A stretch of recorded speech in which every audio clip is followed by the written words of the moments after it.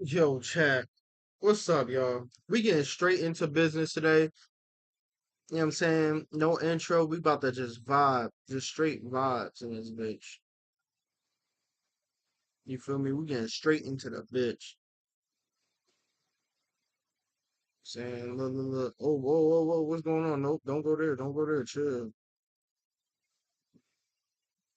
What's going on? You already know what we about to react to. Come on. I hope the cipher fire though. I ain't gonna lie to you. I hope the cipher fire. And I gotta make sure we stream it and everything good.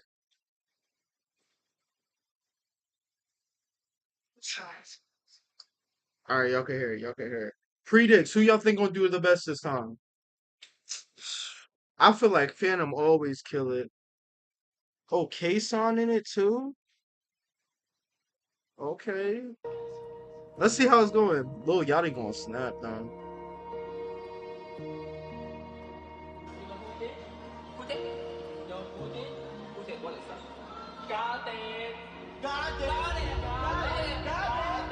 Okay. The hype up is crazy. Hold up. I already feel like it's gonna be better than the fucking double XL shit, bro. Double XL fell off hard, bro. It ain't even funny how hard them niggas fell off.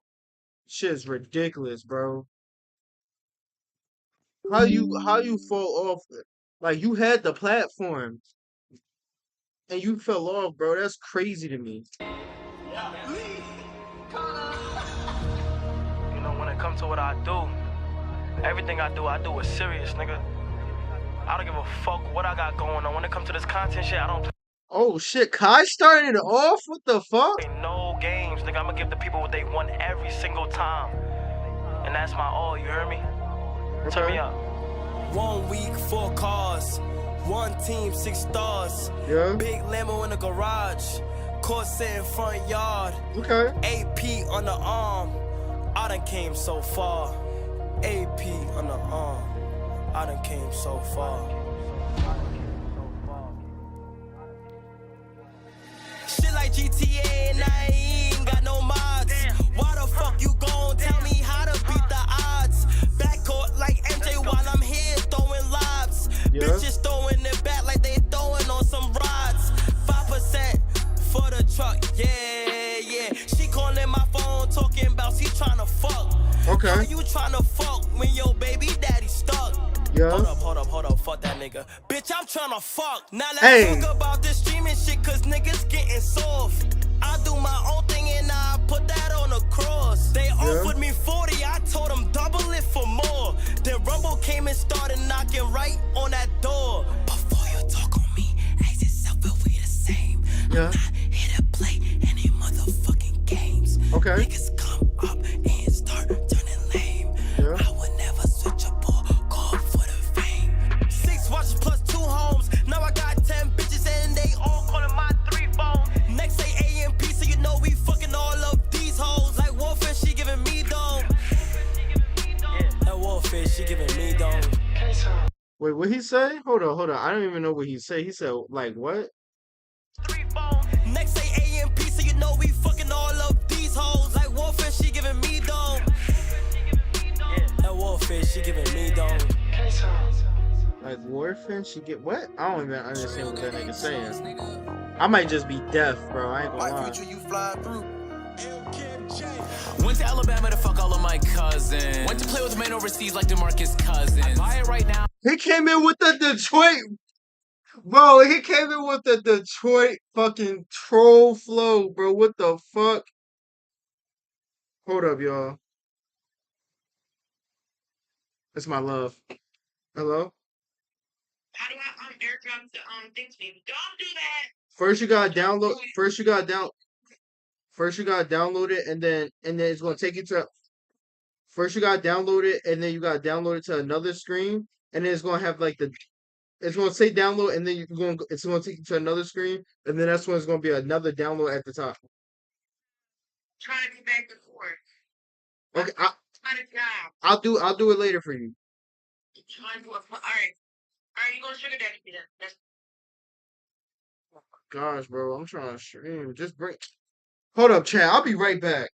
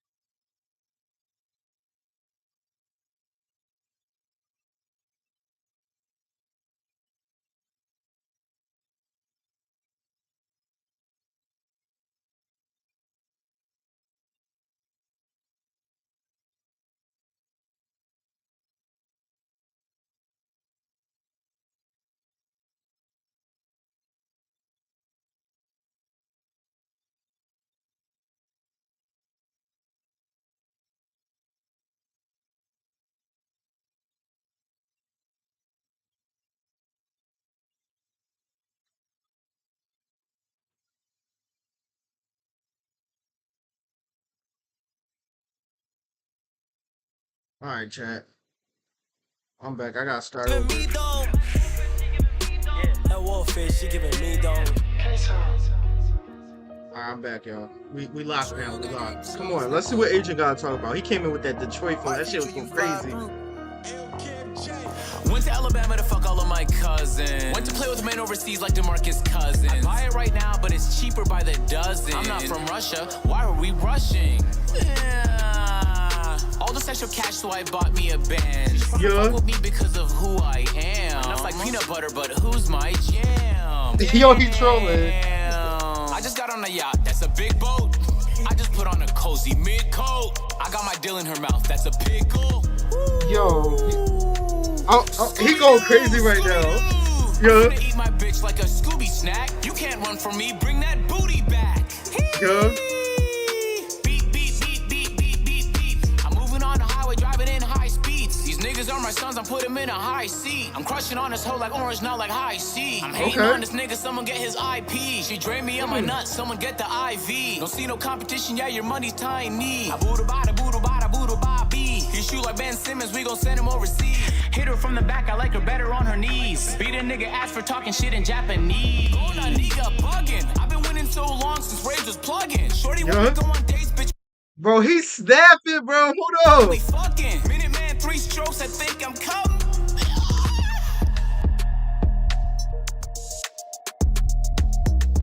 I was not expecting Agent to go on a beat like that. He low-key was fucking that shit up, though. Hold up. Okay, I got AJ in number 1 spot right now. But you know Duke about to kill it. Hey, Kevlar, that motherfucker fire. I watch Kevlar cook the beat. One nigga done made me mad, so I smashed on this mama and I'm fucking on this bitch. Almost fucked this baby mama too, that nigga ain't tried me since. Riding through the trenches, stand on business, 5% is 10. If you my dog, won't cross you out a back door, you about a bitch. If you my dog, won't cross you out a back door, you about a hoe. One on route, one on act, I'm that nigga, I fucked them both. Really been chillin', might fuck up the city if my niggas with it. I'm outside, wrist and mouth be glistening, cost a couple digits. Your IG crush be in my DM tryna fuck some. I put my chain around my neck whenever I fuck on him. Yo, bro, a bitch, we use that nigga just for store runs. Come shoot your shot at me, I promise I won't say nothing. You let these hoes play in your face and I ain't gonna lie, he fucking it up. This fit is crazy though. This giving like early 2000s Cypher. Why you look sad? Why Chris always looking so sad? then it's game over. I'm reppin' D-Block AMP, so I can't change on them. Can't stay the same, bro, I got brain wall in the Range Rover. Stay in my lane, these niggas lame, so they be hating on. I tell my young niggas to chill, so shit won't pop off. Ever since I put on wrist, bitch, I been feeling like a rock star. Baby, you are not my bitch, so I don't give a fuck about your roster. If I'm not who you with, then I don't give a fuck about you. These internet niggas, they won't try me cause they know what's up. You say my name, we do some shit and you gon' know it's us. I call Davo and I call Dre, them niggas get the bussin'. Ain't with that soft shit, tell that bitch we can't hold hands in public. I don't fuck with IG hoes, cause them hoes don't mind they business. They be all up in my likes, my comments, even in my mentions. I don't like the public or social media in my business. If I find out that you ran your mouth about me, bitch, you finished. Bitch, you gone, hey, get off my phone. He was killing that. I ain't gonna lie though, I low-key like Asia's better. Not saying it was a better song, but I don't know. Asia's ones was just like I feel like so far his is gonna be the most memorable. So I got Agent, Duke, and Kai. That's my ranking so far. Hey, delete my number, bitch, you block, leave me alone. Hey, like bitch, you gone. Hey.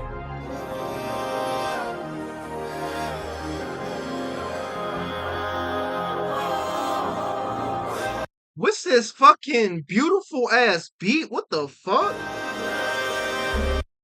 I feel like I'm about to look. This how it make me feel. Face ass.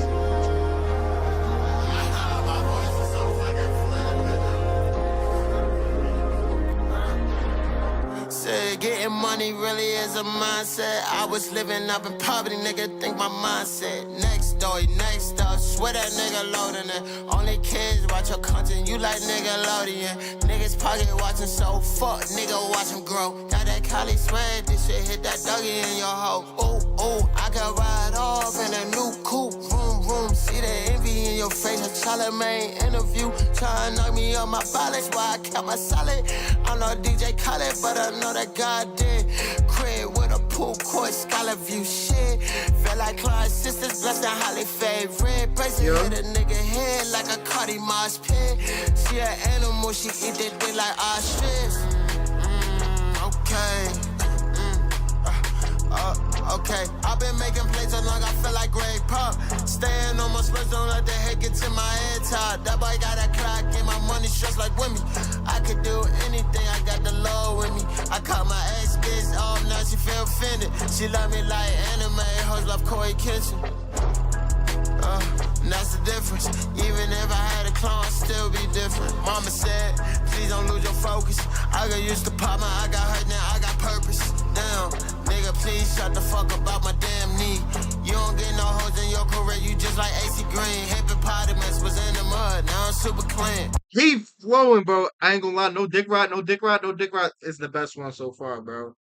He came in there cooking this, bro. He's sitting there, he's killing this shit right now. Hold up. Now my whole damn life is like a movie scene. Yeah.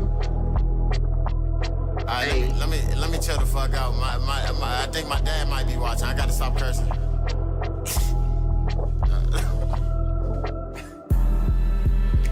Hey. Damn. Hey. It's out. I can't hear that well. Hold up, this beat, bro. Hold up, let me find out. Excuse me, y'all. Y'all can't be in here right now.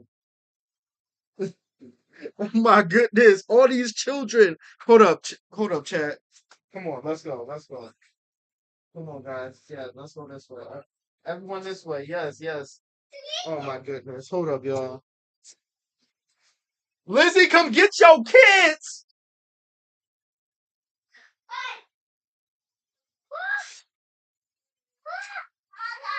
Come on. Let's go.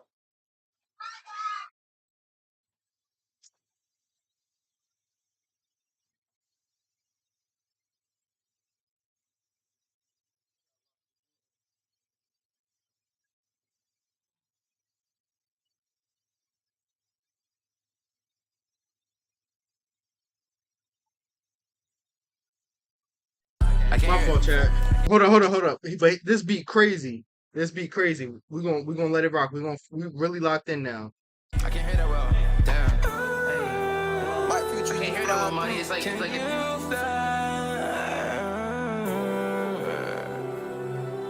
Can you? Damn, ayy, I'm the top of the hill like what? Bitch, I'm the king of the city. I'm at a steakhouse to eat brunch. I take it out cause she pretty. They ain't believe in the kid from the start, but you know God did it. And you know God, and you know God did it. Yeah. I ran it up like I did it. No, I ain't talking down on your shit. Lucky I'm leaving a tenny. AMP on the penny. Niggas mad that we trending. I just ran me a 50. 50K in the store.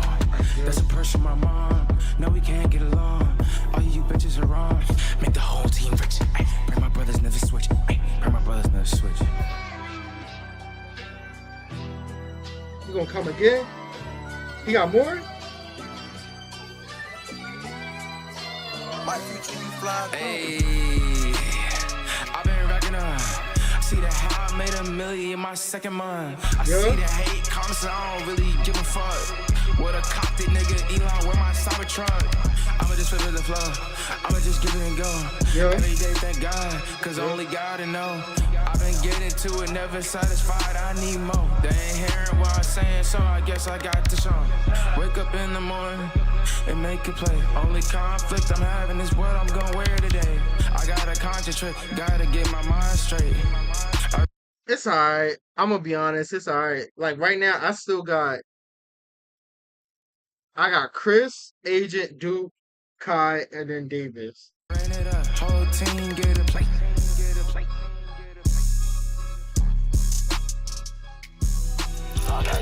Got that shit on me right now. Stabber. Bueno. Hey, can we talk about how fucking Lil Yachty always fucking smoking hookah? This man is a hookah fiend. He smoked hookah more than fucking Puerto Ricans. What the fuck? Hey, I always gotta eat good, I'm a food enthusiast. This is not an act, baby, I really do this shit. Never told a high point, it's unreliable. I love me a Glock 19 that's gon' fire on you. We got the drop on YOLO, yeah, we had the Band-Aid. 762s like Kai, I'm a Senate. I'm not tied to the streets, but I... Hold up, y'all, hold up. Yo, bro, that bar, bro, he said like, Kai, I'm a Senate, bro. The wordplay crazy. He skating, bro. It's unreliable. I love me a Glock 19 that's gon' fire on you. We got the drop on YOLO, yeah, we had the Band-Aid.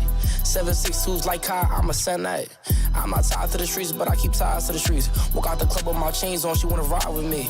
Throw the shades on when I spit, I think I'm Pluto. Beat a nigga like karate, yeah, I'm talking judo. I never ate at Arby's, I am not Caucasian. I'm black, brown, and proud, and I fuck with Blasians. But I'm not a racist, I fuck on all races. I wear white ups with denim tits, then I fix my laces. I'm in Tokyo, my for Japanese. All this money got me speaking that Guapanese. I got a happy ending, shorty on her knees. Cool to sight, that means she saying please. Damn, and it just makes sense. I only like Benjamin's little nigga, you can keep the sense. Damn, and it just makes sense. My little nigga, he a crash out, he don't got no sense. It just makes sense. Damn, hey, I know when a nigga fake. I can feel it. I know when she bout a nut, I can feel it. I only forgot, little nigga, I will never fail you. I pray you get your life together, shit, I dare you. I made a mill of GTA, now I live like Michael. My niggas only wanna shoot, they don't wanna fight you. Police get up on my ass and I'ma get to swerving. Why this bitch think I'm broke, I won't buy her a Birkin. I know them old niggas mad, they ain't believing me. They see me pop out, they hoes, they wanna be with me. I'm road dog in my bitch, she gon' text me, she late. If you owe me some money, it's cool, just don't be late. Going for a money jog in my big 30s. I hate Twitter people, they weird, them niggas all dirty. I'ma go to the moon with this shit, call me Neil Armstrong. I bet 315 real easy, I really think my Armstrong. I be doing white lines, I ain't talking cocaine. All that money you getting, they making you less lame. She got a girlfriend looking at me, I think she bisexual. I hate groupie niggas in the club, they try to get right next to you. Yeah, that hard. Nah, hold up. Phantom slid, bro. Hold up. Phantom slid. Hey, free real, nigga. Free the inspiration, man. A&P shit, man. Cypher shit, man. Fuck is wrong with y'all, nigga? Look. Creep. Okay, what Lil Yachty gonna do? Hold up. Same nigga breaking down hoes left and right. Yo, I was counting up in him on a private flight. Yo, all this chrome on my body like a medieval knight. I was fucking up a sack on that purple Sprite. All my bitches beneficial, even told a pistol. Even blow it like a whistle, lie to officials. I drip you down in crystals if I know you're real. How you geeking out your body off a pink pill. I caught your line, Timmy, and I fuck with you still. So many properties I bought, I'm king of the hill. Fuck, nigga need to learn his place before we put him in it. Stepping and swinging, I'm running shit, I might run for Senate. I got a bitch up in the kitchen wearing them coochie cutters. Bring my doggy out that cell, straight up out the gutter. Bring them niggas every sense position, needed feeling. And I fear I didn't see her, it was just me and Dylan. It was just me and Justin. Gripping her hair while she taught me might give her concussion. I don't like discussions, I'm too rich for fussing. Look her dead in her eyes and how that pussy bustin'. I ain't never cuffin'. In my corner, baby doggy psyched out still. If baby daddy broke, no need for him to ride a wheel. I put paint on my nails, bitches fucking still. There's so money in my bank that I'm spinning steel. Lifestyle shit get twisted, I been living shady. I been beating up that sack like I'm Devin Haney. I don't need a rap friend, I'ma step solo. Facts. I try anything once the lifestyle yellow. I don't wanna be posted on the blogs, I don't wanna answer calls. I did this shit for my dogs, I just beat up the mall. I just beat up my wrist, I was ducking IRS. I was taking that risk, I was taking that bitch. I was flying air drakes, I was taking that switch. Bitch, yeah. They gave me hands at 18, ain't know what to do. I fuck a sack up at a jeweler, I was going stupid. Fell in love with a teller, I don't know Q. Gotta tell my stepper no, cause he'll really do. Anywhere, everywhere. Bro, Yachty is sliding on this beat, bro. And this beat is amazing, bro. What the fuck? It's us. I don't give a damn. Empty the clip, reload the clip, we call it sleight of hand. My memory bad, so I'm fucking baby, I don't cam. Go take a cold, I copped RP to couple lambs. That boy is not a king, penny sold a couple grams. He ain't no gangster, grow up better than Adonis Graham. Yeah. It's us.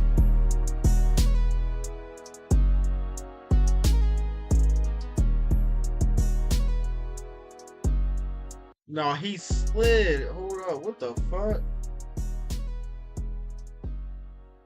No, he slid on that fucking beat, bro. What the fuck? Yachty obviously had the best performance, but we're not counting that. Nah, Agent was bro had me sleep, bro. Agent had me sleep. Hold on, let me make sure I like the vid. This is fire.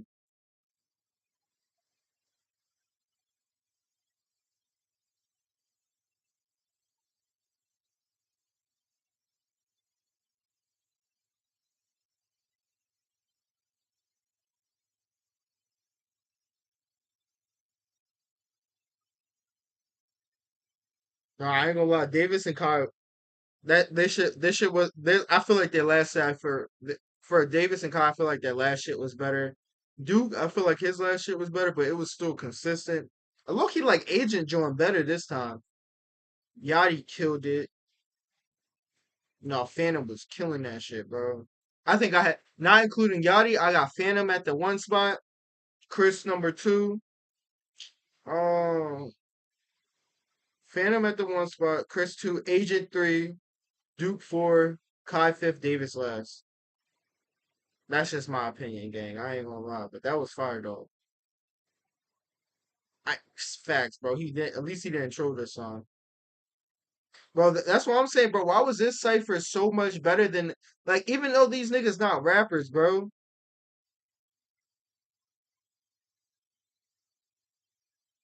Like, bro, why was this cipher so much better than a double XL, bro? Shit makes no sense, man. I'm gonna keep it a bean. Let's see what else we got on here to watch, bro. We got a lot of shit to watch. But I gotta watch episode 2, bro. I'm sleeping.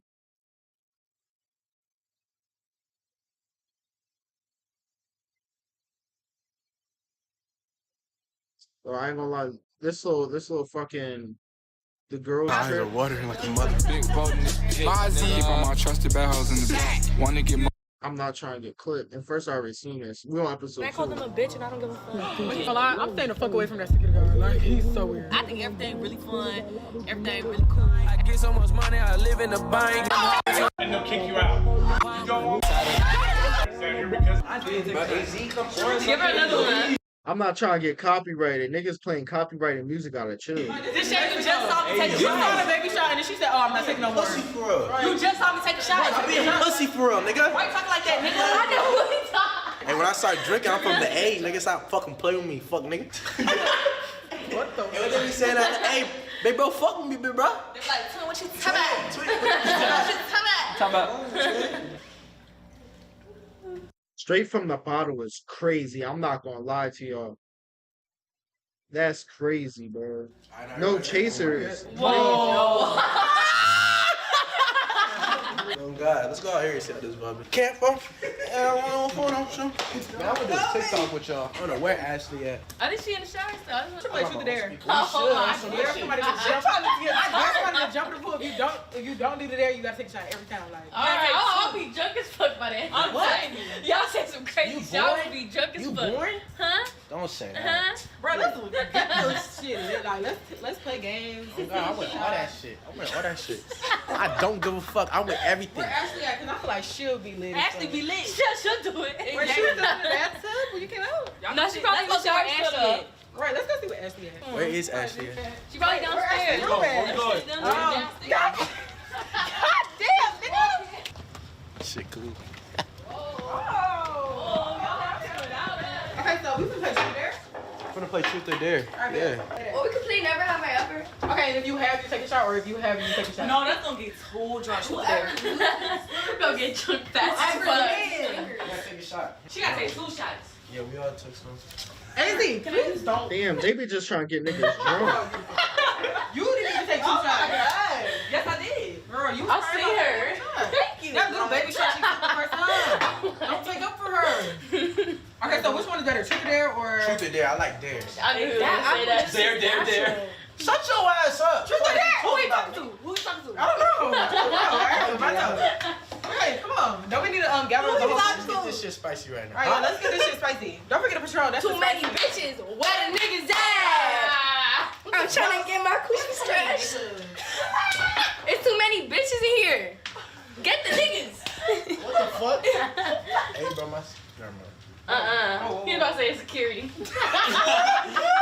Why you wilding with Girls security? are so mean, bro. That's what I'm saying. Like, I could never, ever.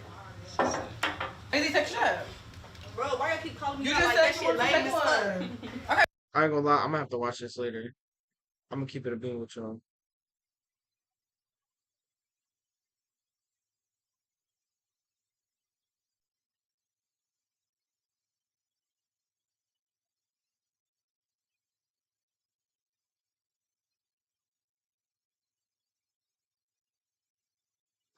I'm not feeling the energy right now. I gotta watch something else. That shit too long.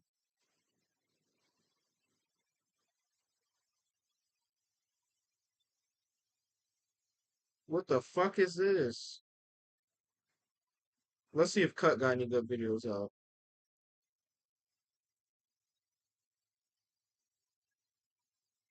No, nothing good. Dude. I'm gonna keep it a bean. It's us. Yo, I thought Jubilee and Cut was the same thing for a while, gang. I ain't going to hold you.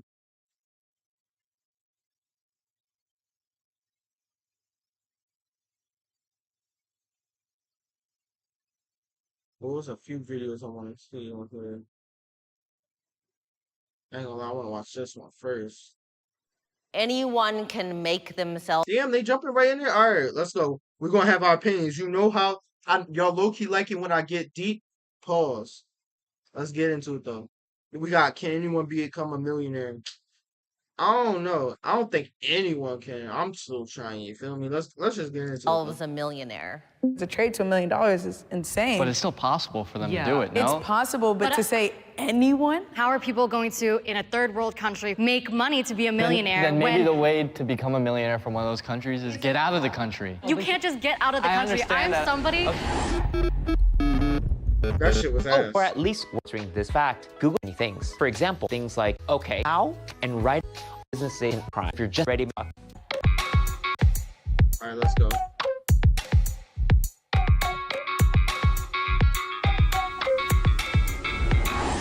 I would only date a millionaire. 3, 2, 1, go.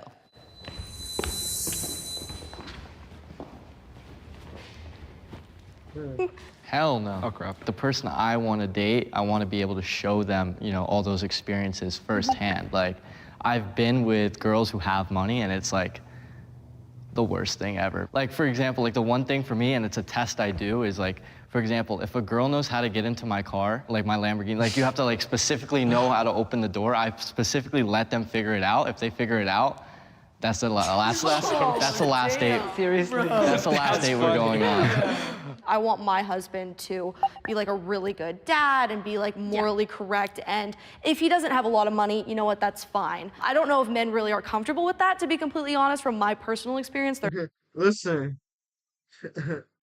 sugar mama, I need me some dollars. Send me some money. Cash at me right now. What the fuck am I gonna do with 200, Steven? Not, they want to be the ones providing, which kind of sucks, but you know, personality and morals and like their mindset is way more important than money. I feel like money doesn't define a person at all. Facts. Like if I'm gonna date you, it's for your personality, not your look. Millionaire at 6 years old? What the fuck? Designer, entrepreneur, reality. 6 years old? Imagine having money since being sick, bro. I wouldn't know what to do. I probably would have bought too many toys. It's not your money, I don't care. From personal experience, money has absolutely nothing to do with a relationship. So I agree with you guys, but as a woman, I don't want to be the one paying the bills and taking care of their house. And so for me, like, you don't have to be the richest person in the world, but if I'm gonna be a millionaire or multimillionaire or whatever it is, I at least want to be the person that encourages you to do the same. But I don't want to be, I've had it done before, and it's been the most exhausting thing because it's like, you can be the sweetest man ever, but if we go out and I'm paying for everything and I'm doing everything, it's... See, they start moving out, because it's like, I get what she means. Like, if she got paid for everything, it's like, all right, come on. Skip through it. I don't know what you mean by skip through it. What you referring to, Jay? Too much. That's why I'm just like, I somewhat agree that I need you to be a millionaire, or at least be making enough money to where I'm fully taken care of. And then we can be a powerhouse together like Beyonce and Jay-Z. So. I think a lot of the times it's different from a girl's perspective versus a guy. I think girls want to be taken care of. I think that's a beautiful thing. I've always just been the one to take care of girls and pay for everything. I think as a guy, you should be doing that. But I mean, bro, this shit gets me like, bro, it's like these niggas are young as fuck and they millionaires, bro. Bro, if I was a millionaire right now, bro, you know how much shit I would do, bro? I would elevate this YouTube shit to another level, bro. I would be streaming crazy. Like, that's the one thing I feel like about having more money is like you get more time to do things you enjoy. And you still gotta work just as hard, but still. Listen, I'm gonna manifest it right here, chat. I'm gonna touch $1 million some point in my life. Whether if I gotta take, I'm playing. On this topic, my point is you brought up something saying, oh, if the girl doesn't know how to open up my car door, I wouldn't even date her. I feel like, I feel like it's ever so selfish because you feel like, oh, I want to get happiness by making this girl, spending money on her. But at the same time, I feel like the only binding factor in your relationship is money at that point, right? Because if you stop providing money to her, then she gets used to that lifestyle. Then she's like, okay, I'm gonna find someone else. The reason I say that is because I wasn't looking at it like a sense of like that, but more like getting used for it. Like, girls will want to go on dates with you because you can take them to that dinner. They want all of that. So I feel like that's very common that they will use you for that. And it's like it's a thing I'm scared of, like it's happened. I mean, I get that. You definitely have to work this hard. That's what I'm saying. Once you get the money, bro, I'm just trying to touch the money for real, bro. Once I get to a point where I could really take off with YouTube or content or whatever the case I want to do, bro, I'm locking in, bro. Like, bro, I'm trying to get to the top. You feel me? Manifesting it right here. I'm touching 1 million, bro. I'm going to touch 1 million. I'm gonna take it. I'm playing. And to me, many times. So it's like, I said it like that and it sounded kind of crazy. I appreciate you, and Chuck. everyone was Oh like, my oh, God. what the hell? But like, you know what I mean, like, it's common. Girls will only come to you because you have the Lambo, because you make the money, and they don't care about you, So that's what I was kind of going at. I like a girl who just doesn't care about money at all, Something that I do whenever I meet people is I don't tell them my name. I don't tell them my Instagram. I don't want them to be able to search me up, know how much money I make, know where I live, and know the lifestyle that I live, because that's how I avoid people using me for money. Yeah, I have 2 different Instagrams, so like. What? Me too. Me too. I have one Instagram I'll send to them, and like, if, it's kind of test, If they look through it, there's no cars, nothing flashy. It's like me and my mom and like smart. Marshall's clothing. And like, if they with that, like, then we go on, Yeah. No, I actually have a rule. If you know who I am, you're officially like off the list. Like, I cannot talk to you at all. Because Oh my God. what happens is Poor guys. in the past, like when I've met guys and they know like what I do, we'll go out and I'm like, okay, we're going out to dinner. I look nice and everything. And then they're like, so do you know if you could teach me how to trade? I'm asleep. And I'm like, okay. And it's just like dread the rest of the night. Way that's happening. No. Like, there's a guy He that like pulls out like a notebook. It's He's like the number ready. one thing. My name is Kelly OG, and I am the biggest secret that you've probably never heard, which is okay because it's a secret. My net worth is about $20 million. Damn! 20 mil?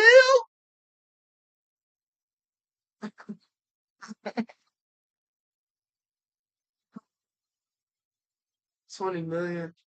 Can I borrow a small loan of $1 million, please? You feel me? Just a small loan. What do you think makes you a great entrepreneur? My relentlessness to never give up. I've never believed that I couldn't do anything. Even in the cases where it was probably not the most likely, I've just always worked towards it, saying one day it's gonna come. And I think that work ethic and tenacity just continue to compound and roll over and snowball itself into what I have today.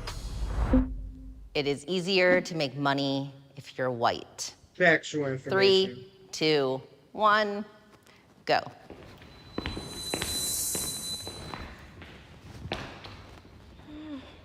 My mentor is not white, and he's worth $204 million. So I think I've seen it firsthand. Most of my friend group is not whites, and they do very well for themselves. I would say you're almost an exception with what the majority is. I think Okay, yeah. majority-wise, if you look at just the demographic of the United States. That's what I'm saying, bro. Like, I'm not trying to do the whole race shit, but like, bro, it'd be hard. It'd be hard out here. Just what they put in the city, bro. The public schools and everything, bro. They don't teach you shit about nothing, bro. Like, I know a lot of people who don't even know how to build their credit. They don't know how to do nothing. But I'm just talking about minor shit like building your credit, bro. There's a lot of motherfuckers who don't know how to do that shit because they didn't get to grow up in the suburbs, or they've been, in the the city and shit, bro. Motherfuckers don't even know nothing about taxes or tax breaks or none of that shit, bro. Shit be mind blowing. Nigga be like, what's a stock at the age of like 20? It be niggas who 30, 40 grew up in Philadelphia, like North Philly, don't even know what a stock is, don't know how to do it, none of that, and they just be blowing money when they.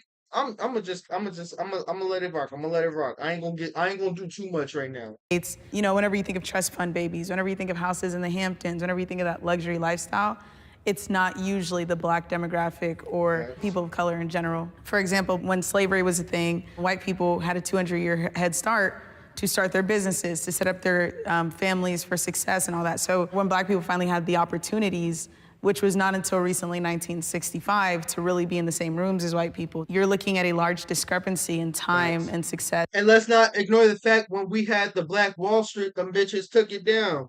When we was doing well for ourselves, took it down. When niggas was vibing in West Philadelphia, you know what they did? They bombed it. They don't not, bro. It's a lot of racist people out here. Motherfuckers do not want to see black people succeed, bro. And they would, bro. Before, bro, they was doing mad crazy shit. There was if you don't know, there was a Black Wall Street, bro. But you probably don't know because that shit got clapped. An achievement. So I think just naturally in general, white people are taken as more serious because of the stereotypes that have been put on people of color. So that's where I'm like, I agree with that statement, not saying that people of color cannot be successful, but just saying that it's more likely for someone who is white to have better opportunities than someone who isn't. I mean, maybe in past generations, what you're saying is 100% true, right? If you're based on race, people perceive you differently. But I feel like now this new generation, you can become wealthy from the internet, right? Like you're in Forex, I'm in crypto. I don't have to have any face on the products I create. It doesn't matter what race I am, because if they don't know who I am selling the products to them, I don't think it's at, you know, valid as a point today than it used to be in previous generations. I agree. Your face doesn't always have to be tied to it. So, I mean, she changed my mind a little bit because I feel like I was a little bit too harsh, because you did make like a really good point. Statistically, you were 150% correct. Like you were right. But I think in my firsthand experience, just the people I've been around, a lot of them are not white and they are successful. So that's why I was like so. Yeah. But then that's like social bias though. That's what people don't understand. Niggas think just because he got a few black friends that touched $1 million, that if you black, it's not easy to make money if you white, but you niggas don't be looking at the old fucking shit. You know what? Let's look at something real quick, chat. Wealth. Let's see.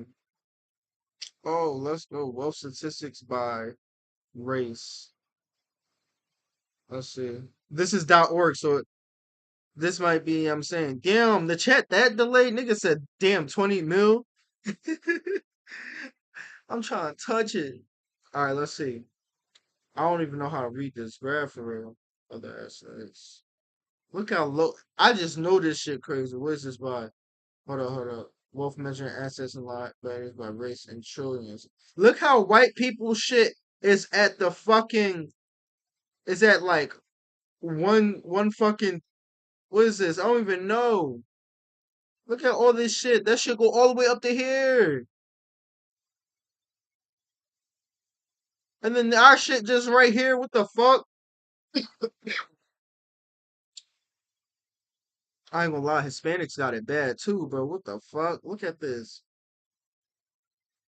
Let's see. White households have 50% greater net worth than next most well-off group. Average household net worth by race. Averagely, a white household, bro, has a net worth of 1.3 million, bro. Other 800 almost 900K. Black about 340K, 341K if you want to round up. Hispanic about 324K. This to this is crazy, bro. Just this to this is crazy. Even this to this is like, what the fuck? Look at that shit, bro. Look, retirement accounts, private business. Bro. That's why when I really get my money, bro, I really gotta put my peoples on. We gotta make money together, bro. Like, I ain't gonna lie, once I really get into my bag, bro, I don't want to just, like, once I get to the bag from YouTube, I don't want that just to be my one source of income, bro. Can't have it, won't have it. Niggas want to start a business. I'm saying I give you a small loan, not of $1 million, because what the fuck was Trump pops thinking? That's crazy. But we're gonna get back to this, bro. But it's definitely easier if you're white, bro. Like statistics tell all the the way truth. to the right now, like here. I think we forget that not everybody's job is online and not everybody's job you can hide behind a screen, and most people work everyday jobs in person doing, you know, customer service where people have to look at them. So I think if we're talking about if it's easier to make money as a white person, I would say yes, because applying to jobs, most of the time, if they go into an interview and they're a person of color, they're probably less likely to get that job than a white person. And that's fucking facts, bro. I'm gonna tell y'all a quick story time, bro. I'm not gonna mention no names, but I applied to this is not the ShopRite I worked for. But before I applied to the ShopRite that I used to work for, I applied to a different one. It was mainly a white area. It wasn't even mainly a white area. It's actually close to where I used to live. Right? I applied to that bitch, bro. They didn't. I'm calling. I called. Oh, we're not hiring at this time. Then I see someone I went to middle school with. They were white. They got hired at that bitch like this. I'm like, how long do you apply? They're like, only apply blah blah blah. I'm like, So you telling me y'all hired that white motherfucker, but y'all couldn't hire me? Trying to look for a job. I'm a nice person. I would have cooked in that joint. But nah, bro. They didn't want to hire a nigga. So it's definitely, bro. It's so I'm not even saying trying to say it's so much easier to make more money if you're white, but bro, it's definitely easier, bro. My fucking name is Deshaun. They be seeing my name on applications, bro, and they be even if I have the skills, the assets, and the abilities as the other people, bro, they go straight on my shit, bro. I got a black name. I ain't gonna lie. This made me contemplate naming my kids some white ass name like fucking Kevin or some shit. I don't know.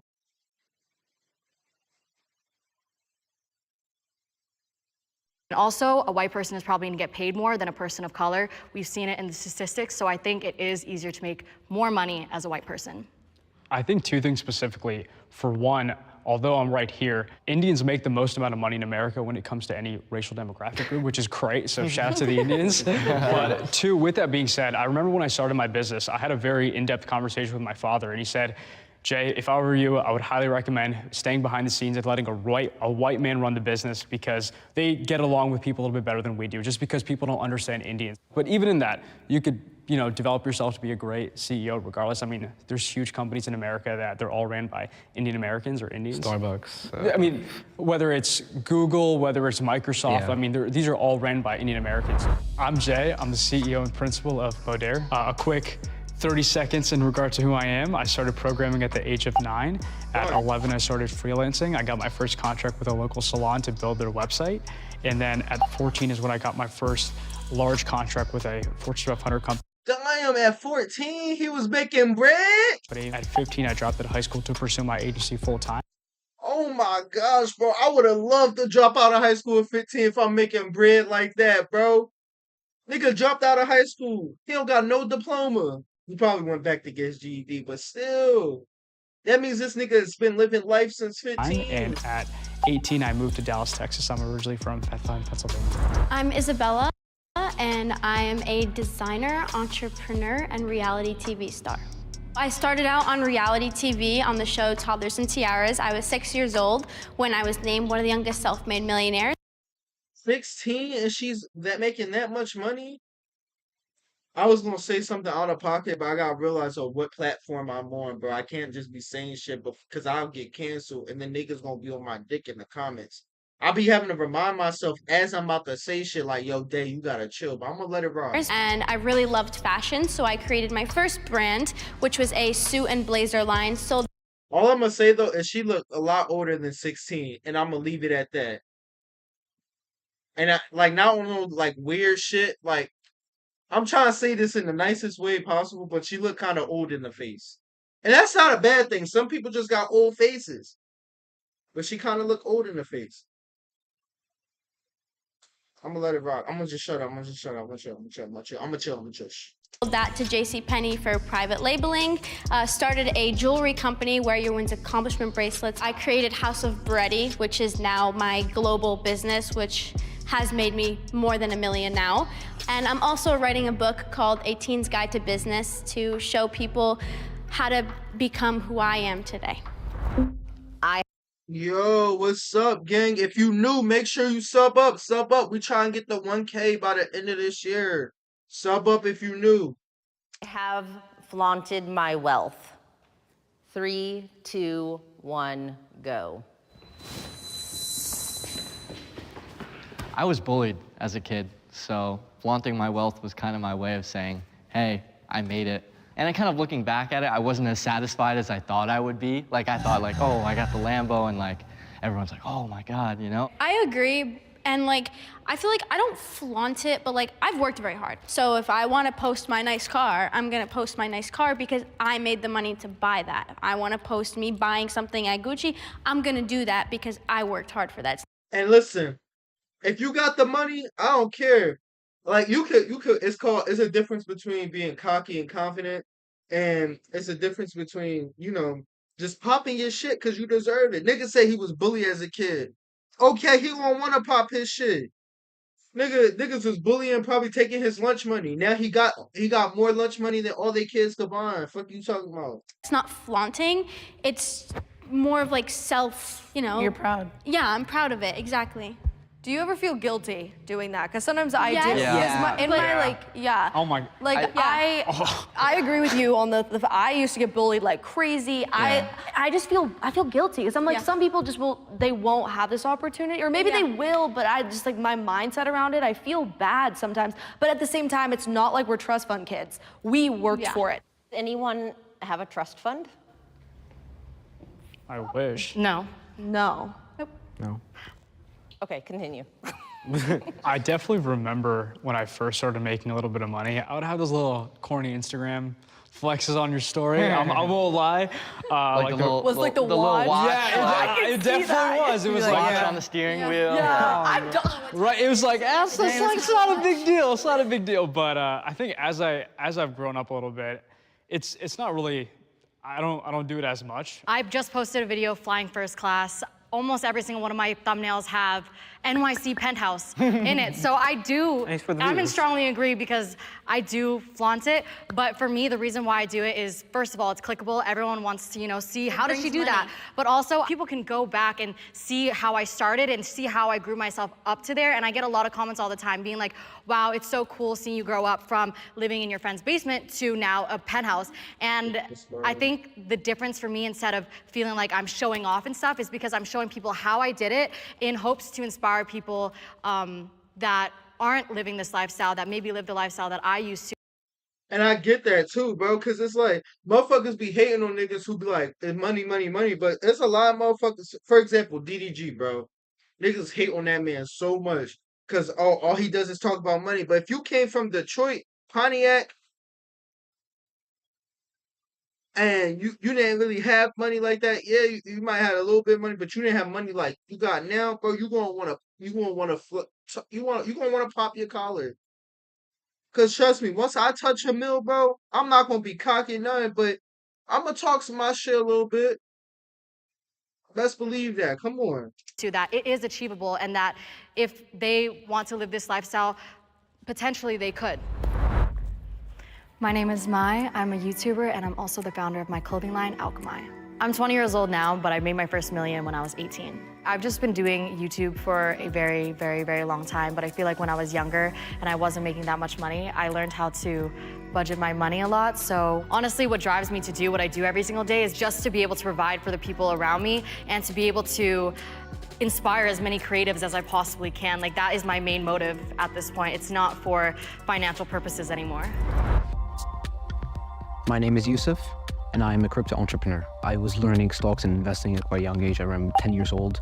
And I got into dropshipping. Then after around maybe like 20 attempts of failed stores, I hit one really big hit. And then in 2018, I bought Bitcoin, Ethereum, and other altcoins like Zilliqa and VeChain. And in 2021, I created my own cryptocurrency and I started helping other people by building their cryptos for them. It was like, you know, it was a level up system. I did this, then I wanted that, and it just kept progressively getting better, I feel. We should do a group trip to St. Bart's. No, like, please. Yes. We should actually. Can you that'd be please do a group trip, y'all? You're paying, right? Of course. Liz, are you free next week? We're all going to St. Bart's. We'd love for you to come. Oh, yeah. I'd love to. Let me just like we'll book collect all my credit cards. Oh, we should actually. You know how crazy that would be? We should. Dude, we'll go here to Miami. Dude. All right. We'll make it happen. All right. Let's get serious, guys. This What do you mean? We are serious. Group chat, y'all. Yeah, we're being serious. Jokes.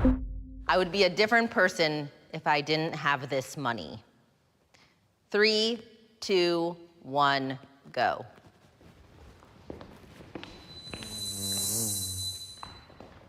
If I have money or not, I'm still the same person.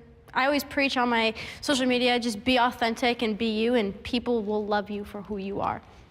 I think for me, when I didn't have money and I was living at my parents' house, I had a lot of mental health issues. I was depressed and I was suicidal, and I think having the money to be able to move myself out of that environment completely changed my life. Having money has boosted my confidence so much, just in a way where I have a nose job, so I was able to do that. And I used to look in the mirror every single day and just cry and cry and cry because I thought I was so ugly. And having money now to be able to live wherever I want, live with whoever I want, and being able to, you know. I'm not gonna lie. Before I say I gotta get some water, I'm parched.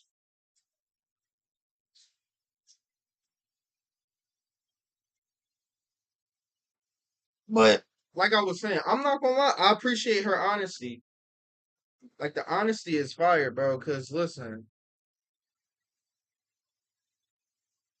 like I feel like if I get money, I'm not gonna change as a person, but my lifestyle definitely would change. Like it would be more of like instead of I can't do this, I gotta see if I got the money for it. It's gonna be like, yeah, let's do this, bro. I got you. Come on, let's go do this shit.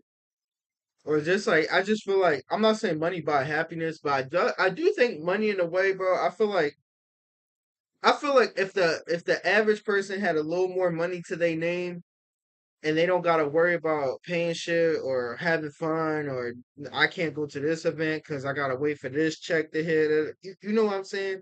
I feel like everyone would be a little happier because I'm trying to see Aubrey, and I can't see Aubrey. He coming to my city in a few days. Drake! Let me chill. Drake? Change things about my appearance. So I think that money completely changed my life, and without it, my personality wouldn't even be the same, because when I was younger and I was in that toxic household where my parents were arguing about money every single day, that made me such a negative person. I was not the optimistic, positive person that I am today. And I think that having money and getting myself out of that has completely changed my personality. Mm-hmm. You know, I would agree money gives you a lot of opportunities. It allows you to afford a lot of things, get out of different environments. And I want that experience for everyone. So I love that you were able to take care of not only your family, but how your confidence is and allows you to hold your head higher. I love that for you. I think there's a saying that money doesn't change you. It amplifies who you already are. If you're usually a selfish person, you're gonna think everybody sees you for the money for the most part. You're gonna think everyone needs to owe you. If you're a cocky person, you're gonna make the money define who you are. Just to kind of piggyback off of what you said, I genuinely feel like I'm the same kid as I was when I started programming at the age of 9. Like just a hardworking kid that wanted to make something out of himself. I feel as if I was just in college right now, I would still be like working hard at school, trying to improve myself. I'm still the same guy. I might dress a little bit nicer and eat better food, but fundamentally the same kid.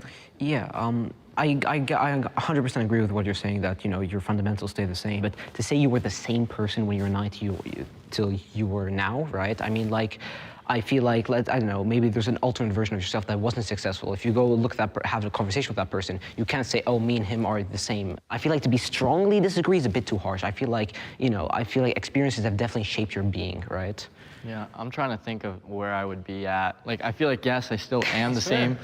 That's very fair. Yeah, I feel like I still am the same person. Like, I still like the same things. But like he said, experiences 100% shape you. Like, the people you're around, that rubs off. And right now, my best friends in high school are like cracking like 100 beers a day and like posting on their Snapchat story. It's like, I would be with them right now. So I would 100% not be the same person. You know, now I'm doing different things. That's a really good example. So I feel as if although the experience would be different, as an individual, I genuinely feel I'm the same guy. Always worked hard. I mean, I have immigrant parents, so I always had a little bit of a burden on my head. It transitioned very organically for me to become an entrepreneur, and I think that's the difference. But that's why I also had to go to disagree in terms of, actually, maybe I'll go to somewhat disagree. I had a question. You've been talking about work ethic a lot, but do you think that it's changed your confidence or the way you view certain things? Like, aside from work, do you think it's changed you?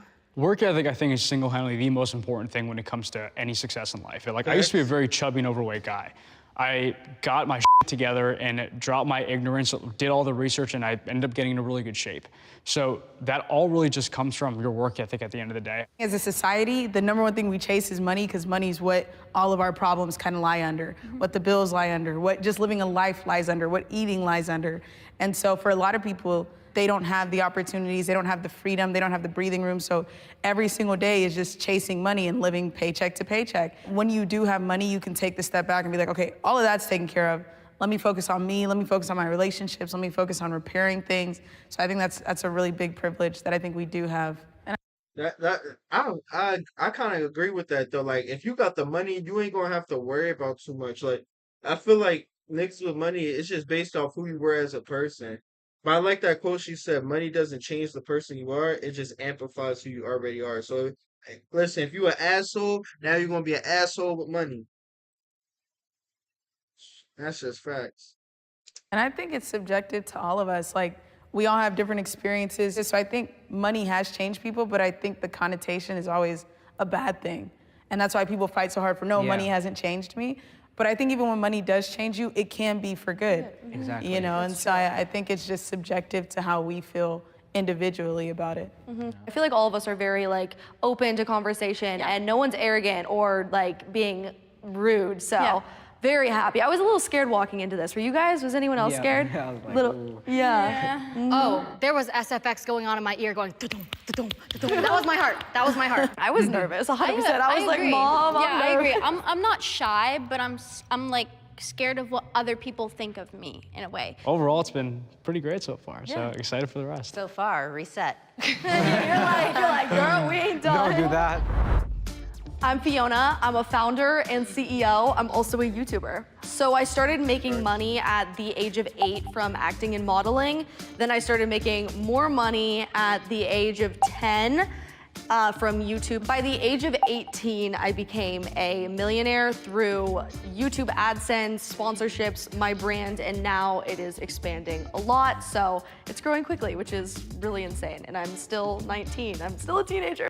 Bro, to touch $1 million, bro, I don't even know what I would do with $1 million, bro.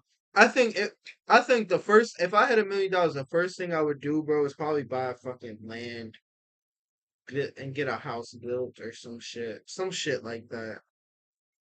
Like I feel like my shit would be if I was like fucking filthy rich, bro. I'll probably buy a house. The one thing I want to have for my house, bro, once I do get to the point I can build a house, bro, I want to have like a secret tunnel somewhere. I probably shouldn't be saying that just in case if I ever do. I want to have my secret tunnel. I am lonely. 3, 2, 1, go. Oh, man. Forget y'all. I think, like, in a work aspect, no, I'm not lonely. Yeah. In a personal aspect, absolutely. Like, a lot of my friends, we don't do the same things. I love them to death. They have great morals. They're great people. But, like, mentally wise, it's very different. And, like, I just feel different. I feel lonely. I prefer being kind of alone. Oh, me too. I've grown to like it. I enjoy it a lot. I enjoy to alone be honest time. with you. Like sometimes I literally just want to go out at night and just drive alone or just be in my house alone. I'm kind of an antisocial person because I was forced to be like that as a young kid because people did not like me. They bullied me. They did not want to spend time with me. So I guess that kind of molded me into being like preferring to be alone. It's hard to find like-minded 18, 19, and 20-year-olds. Right. And actually, I was gonna say, being in this room right now, that completely, I was like, that's like the you know first what? time I don't feel lonely. Like all my friends are 24, 25, 26, Yeah, 27. Same. Oh my God. They're all about to have like kids, and I'm like, yeah, you know. Like what the? And like this is like the first time I've been able to have like a educated conversation with someone my age. Like usually an 18, 19-year-old's like, yeah, dude, college party, man, tonight. Like, let's go. Like, you know, this is like. He just want to talk about the social economic, you know, problems of the world and shit. Hold up, I gotta put that on real quick.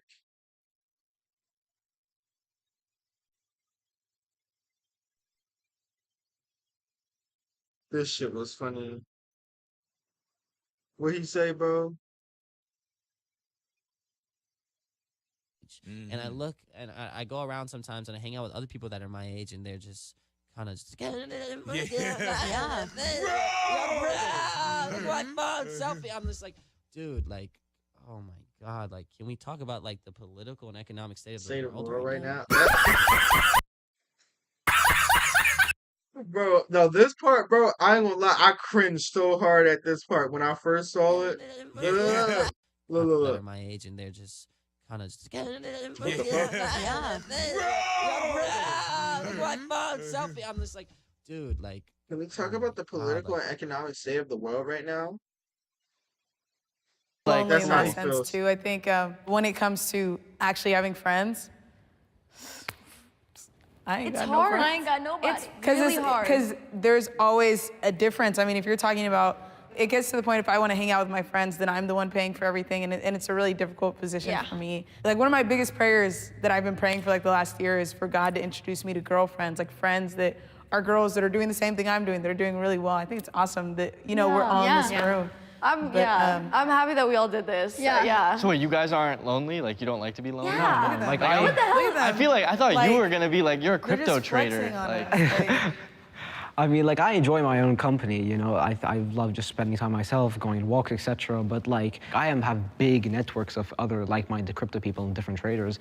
So maybe I'm blessed in that sense. Like, maybe some of you are saying, like, I know you were saying that you don't have people you could talk to about, like, your age who are, like, you know, into the Forex industry. And I feel like I'm surrounded with a lot of people. Maybe they are older, but I don't mind that. I don't mind having friends who are 24, 25, 26, you know? you don't? I do. I So don't. I feel like they don't have the same problems as me. Like, you know what I mean? Really? Like, I I'm think like still trying to find like my first girlfriend that's gonna last more than yeah, a but year. they were 17 you know? once, right? Or they were 17, 18 once. So Yeah, if but you talk to them, then they it's would not. have. It's different when you're not in the same because they look at you different. You They know, they look look at at you you like as a like a parent. son or like that's my relationship with Oh, my seriously? older friends. Like they're my mentors. I look up to them for business advice. So there's a little bit of a personal disconnect that I feel. You know, and I'm Yeah. surprised you guys don't feel that. That's why I was so shocked. Do you guys think you had a childhood? No. Yeah. What was that? Yeah. What was that? No. Not really. I don't no. think I had a childhood. No, I also think I feel I like I forced myself to not have a childhood. Because I was just always like, I need to become somebody and I need to take care of my family. So like, It was and wasn't that's my just choice. always me. I mean, I think I always had like an underlying pressure being from an immigrant family to always like try to succeed. But I mean, I think I had a great childhood. I mean, I have two older sisters that I spent time with. I played basketball, did track, did the whole 9 yards. And then I think my childhood really ended probably when I was like in 7th grade. After that, I just was focused a lot on business. Yeah, no. I'm grateful for the childhood like I had, but I don't think it's traditional whatsoever. Oh, like agreed. it's so different. Like I put like every element of myself online for people to Why judge. she looks so familiar, bro? Hold up. What was her name? Fiona? Bro, what's her fucking name? Oh my God. What's her fucking name? I don't remember her name already. Fuck it. I ain't gonna be. Bro, she looks so familiar. Like, maybe she does murder mysteries? Let me see.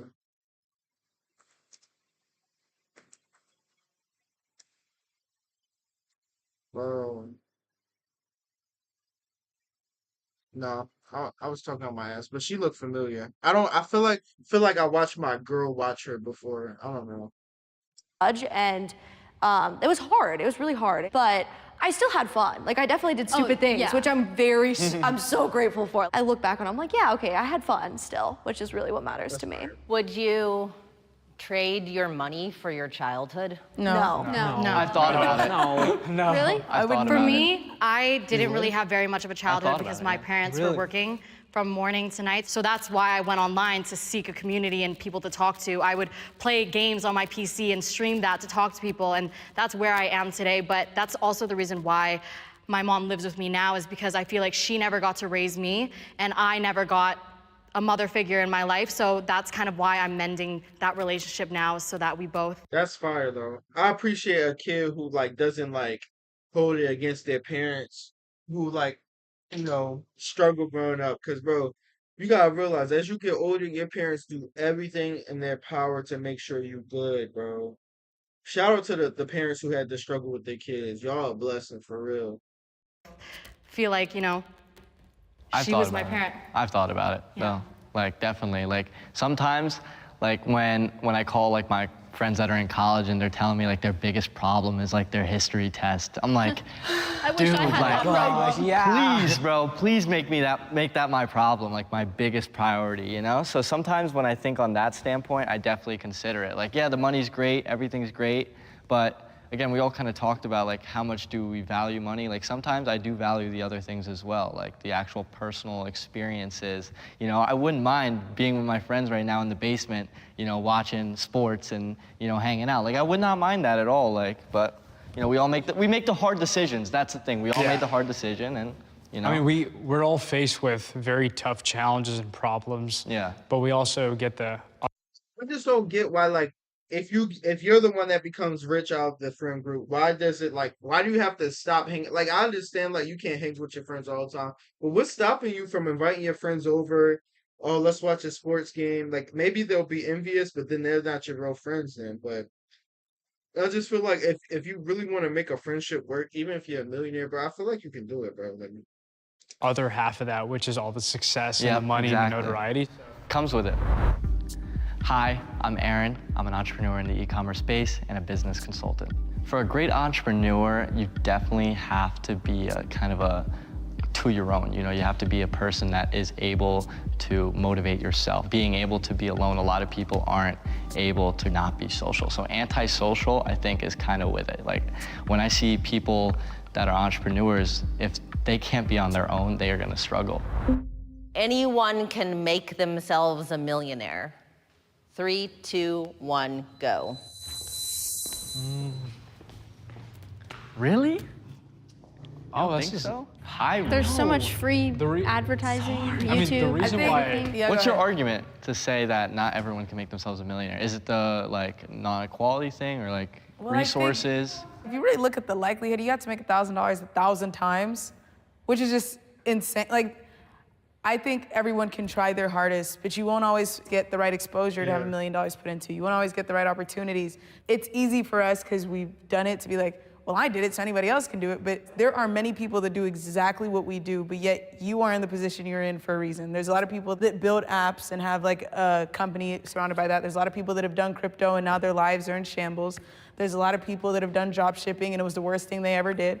There's a lot of people that have built different companies and it was next to nothing. And there's millions and millions of bloggers on YouTube and it's amounted to nothing. Even for me, I know so many people that trade and I'm like, it's gonna be very hard for you to get to where I'm at because I traded and built a company, but to trade to $1 million is insane. But it's still possible for them to do it, no? It's possible, but to say anyone? But But also the technically, like if you're looking at it as a standpoint, anybody can. You know? The reason why, I also think I'm very privileged, to be honest with you, because I have like my mentor. He comes from like the projects, from the projects, and he's worth. She can't make up her mind. 9 figures. So for me, I go, if he came from that circumstance in life. But I also think that most of us are in the US and that's where a lot of money is made, but a lot of people don't get granted a visa to come here. Think about the people that don't have internet. They don't have the library to go to get the internet. And also think about the people that from their family.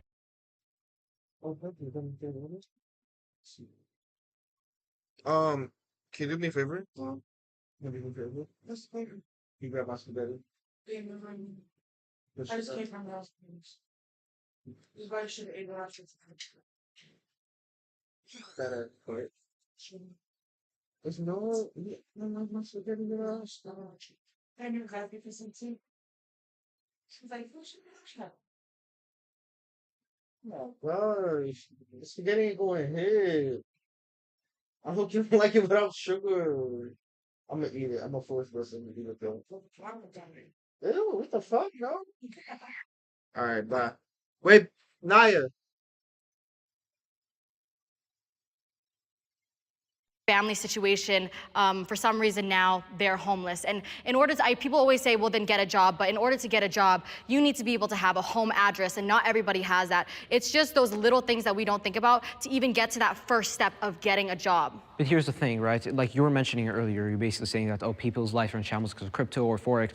But it's very rarely the mistake of external factors. It's because they did a mistake along the way, right? They were too reckless with their research and they just dumped all their money into it.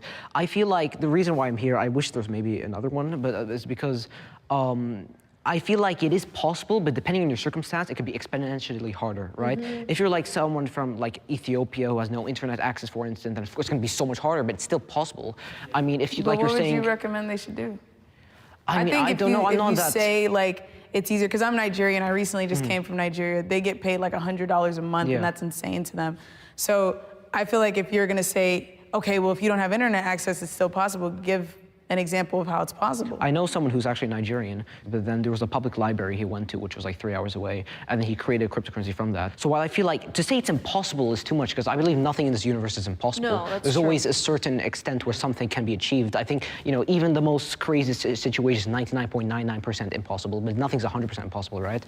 So I feel like to say there's a type of person that can 100% can't be a millionaire is very rare. But it's not about making money.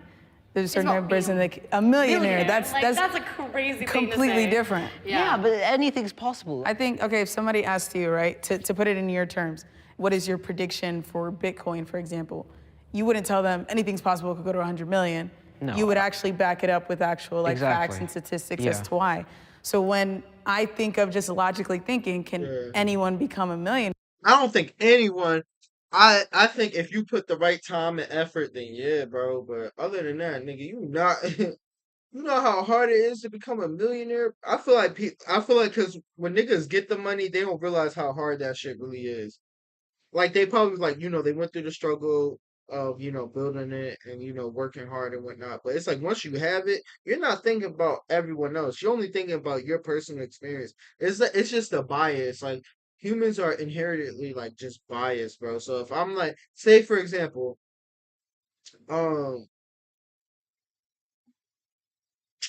this example, I'm black, so I clean my chicken because I've been taught to clean my chicken. I grew up cleaning chicken. Everyone around me cleans their chicken. I might run into my a white friend like, you clean your chicken? Ew, what the fuck? You don't gotta clean your chicken, just throw in there and cook it. Me, I'm like, ew, what the fuck? You don't clean your chicken? But that's only because of how I grew up. You feel me? Or the circumstances I've been, or it's just bias and circumstance. It's the nature versus nurture. I'm sorry. It's like you want to back that up, and if you say, I mean, yeah, they barely get paid and they don't live in a house and they're eating and drinking water from a river, but anything's possible. It's like, where do you think somebody's going to magically come down and be like, this is how you're going to get from this level? I think it's also a mindset. I think truly it's a mindset. Like you have to be mentally strong enough to go through the work, put your all into something. Pause. Can you choose a side, if you can? This is a hard question. No, I'm staying in the middle. Defend it. There you go.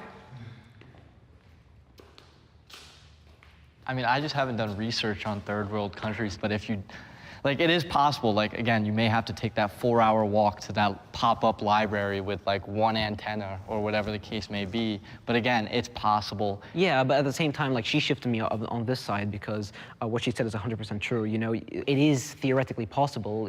Just even though it isn't anyone can become a millionaire. Because even a 0.001% chance, let's say you have the worst situation possible, even though, it is theoretically possible, in a real-world scenario, that's not true. It's like saying, what's the probability you roll a dice and then it lands on the edge instead of any other number, while there's a really small probability. At the same time, you can't say, oh, yeah, it's possible, because it's such a small chance, which is why I'm more on this side now. Yeah, I think I just recently took a trip back to Vietnam, and my parents immigrated from there, and I think I just realized that you guys are talking about these online services make money, but a lot of places don't even have banks. They run on cash. Do you need a bank to be a millionaire? No, because cash. But then how are people going to, in those countries, that's true. make money to be a millionaire? Then maybe when- the way to become a millionaire from one of those countries is get out of the country. But you can't just get out of the I country. understand I'm that. somebody Okay, that had to wait 2 That is years. hard. Yeah, I'm somebody that had to wait like 2 to 3 years to be able to get my visa, and now I'm granting my employees' visas, my parents' visas, and it's a very difficult process. People sit there and wait on their computers and pray one day that they can win the lottery for the visa visas, lottery, and yeah. that changes That's people's hard. lives. But a lot of people on that day are just, they don't get their visas, and they realize, you know, this is gonna be my life for the rest of my life, and it's very hard on them. Yeah, because America's strict. So I know a lot of immigrants myself that have came to the States or other countries or immigrated from one place to the other and built massively successful businesses. And a lot of that stems from the work ethic part. That's why I'm so big on it. I think it's very brutal in every way, shape, or form to run a business regardless of where you're from. I think it's a lot easier in the States, of course, but I really just hold the belief in my heart very, very strongly that anyone can do anything that they want regardless of the circumstances if you have the will and the power and the drive to do so. It isn't just about a mentality still issue. It's still Oh yeah, but come possible. on, We you still can't got be- That's what we're screwing with over here. Yeah. I don't want to tell someone that they have no chance. Yeah, Everyone yeah, has a that's chance. always a chance. No chance, no, but close to miracles no. happen. Infinitesimally close to no chances. Yeah, but that's not none. We've all experienced different parts of life, very privileged parts of life. I think it's very hard to speak on something unless you've been there. I've been to the village in Nigeria. I've seen how difficult it is. When you see it live, then you realize just how difficult it is and just how privileged we are. So it's easy for us to be like, they could just start oil or steel or whatever, but then another thing you have to think of is the government, you know, and the different patriarchy systems and just how they run. And That's what I'm saying. You won't know it until you live it. I fully She's believe speaking same thing. facts. Whatever you put your mind to, you can do. I'm a firm believer in that. But I also I'm very open and knowledgeable to the fact that where we are at and the fact that we are teen millionaires, and that's a title because it's so rare, just goes to show the fact that it's vastly, vastly impossible for many people. It's crazy that how similar, I feel like we all have like similar experiences. No, that was a great video, bro. Shorty was speaking facts, so I ain't gonna hold you. She was speaking nothing but facts. I'm like, okay. It's us. About to watch this. What other Jubilee videos they got here? Fuck, I went too far back.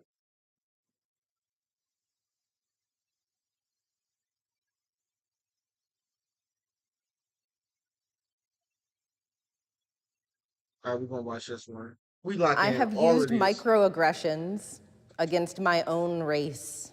I hated being Asian growing up. I despised it. And I just remember making the crudest, most horrible jokes because in some way I felt like this was expected of me to make everyone feel comfortable about my adoption.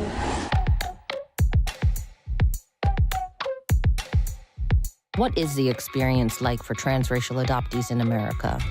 We partnered with Lionsgate on their upcoming film Joyride to hear the stories of real-life adoptees and how their experiences shaped their lives. Adopted kids are more screwed up than biological kids. 3, 2, 1, go.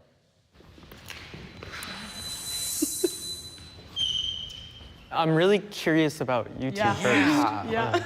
I know so many biological kids that are screwed up. And they were raised in like a healthy, nuclear, cliche, white picket fence family. And I know several adopted kids that are so successful, that are doing great. I mean, shout out Simone Biles. She went to the Olympics and she was adopted. Can I move? Like, she changed my mind a bit. Like, Come on! Can I? Like, I'm like, she has a point there. I can't. No, I strongly disagree with that. No, because like the thing is, she changed my mind on that because like as a foster kid, and like somebody who went through all that, we are f***ed up. You know, like we go through so much, like through that whole process, seeing and feeling neglected from like the foster parents. but I don't let my past, where I grew up, like define who I am. I'm not gonna lie, chat. I want to adopt once I get to the point where I'm financially like stable and I don't have to worry about money. I want to adopt kids, bro. I want to adopt a few kids, bro. I want a big ass family. Like if I have like 5 or 6 biological kids, I'll probably a minimum of like four kids I adopt, bro. Like I want to have like a big ass family, bro. I just feel like that comes from like not being like honestly, the only people I really talk to is like my aunt, my cousin, my mom, my grandmother, and my sister. For real, for real. Like I don't really talk to most of my family, so it's like, my godmom. To make me screwed up. Yeah, so I'm on strongly agree because I've been through a few therapeutic boarding schools, wilderness programs. One of them, I remember, it's a place where wealthy parents send their children, so it's privilege. And even with all that privilege, everybody there was messed up, just saying like they weren't stable, whether it was a drug addiction or just like bad temper or violence. Adoptees all carry this trauma. Maybe it has something to do with identity and not knowing a lot about our background. Well, some of us not knowing a lot about our background. I think like we don't even have a birthday. And me personally going through that and growing up in a colorblind environment, it's kind of like we were left to fend for ourselves. And I think any children that have to fend for themselves are gonna go through some messed up shit. Damn, she don't even got a birthday. What the fuck? But yeah. So, thank you for sharing, by the way.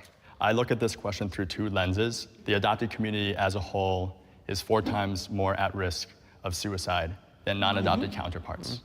I think that adopted kids are more at risk for struggle, not because of us, but because of society and because of the dominant narrative of white saviorism that is all surrounding adoption.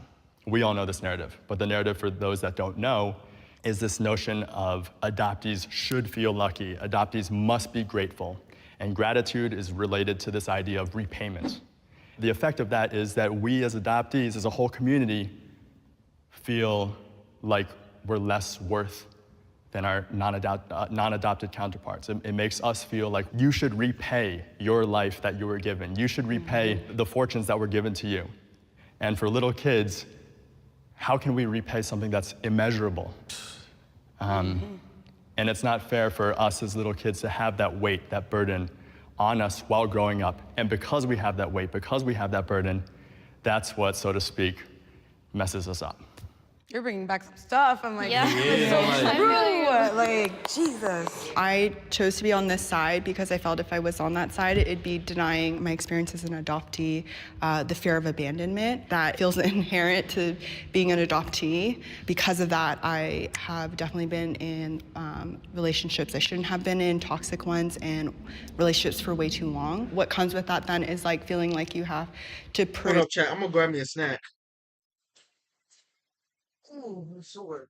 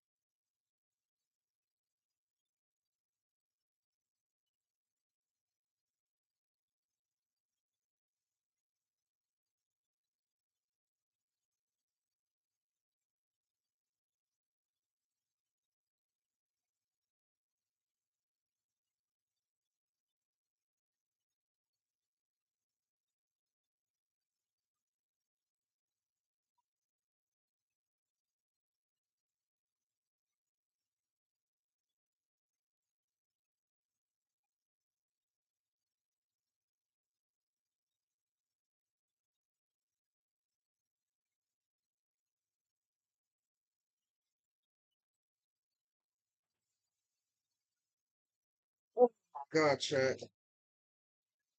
I got me a Pop-Tart. We locked. We locked.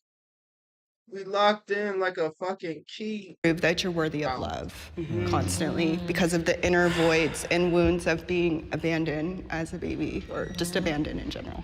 Yeah. Yeah. Wounds cut Felt deep. that. Yeah. Hi, my name is Matea. I am adopted from China in the 90s during the one-child policy. So one thing I'm super grateful about with my parents is they really valued making sure that my brother and I experienced our heritage. Every summer, we would go to this camp that specifically focused on our Chinese heritage and taught us different aspects of it. So like language, calligraphy, dance, martial arts. And so that was a really special and I think important experience to have as a transracial adoptee. Hi, my name is Eli. I'm 23 years old and I was adopted from South Korea at 9 months old. I have 4 adopted siblings, also from Korea, and I grew up in Denver, Colorado, so not a lot of diversity there. And I'm actually about to go look for my birth parents this fall. Hello, good humans. We hope you're enjoying this very special episode of Spectrum. I'm here with the director of this episode, Liz.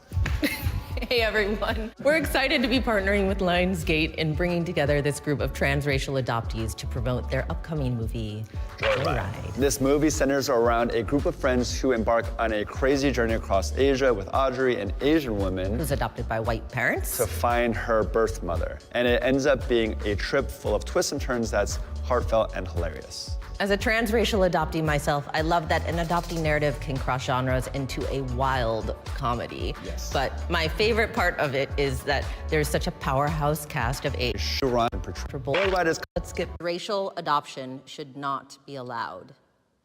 3, 2, 1, go. I mean, I think it makes sense. Yeah. We're all transracial adoptees. That would be saying that you would be against your own adoption. And I think I just want to add also, it's different from being colorblind. That's not why I'm here, just to clarify. Okay, theoretically, let's say we were on agree for one reason. Do you guys have any gripes against transracial adoption? Well, yeah, like, I guess like what I just said a little bit. Savior complex. Savior complex? I mean, there are people in the world who I think view transracial adoption as Only thing I would say is probably like them not knowing about their culture.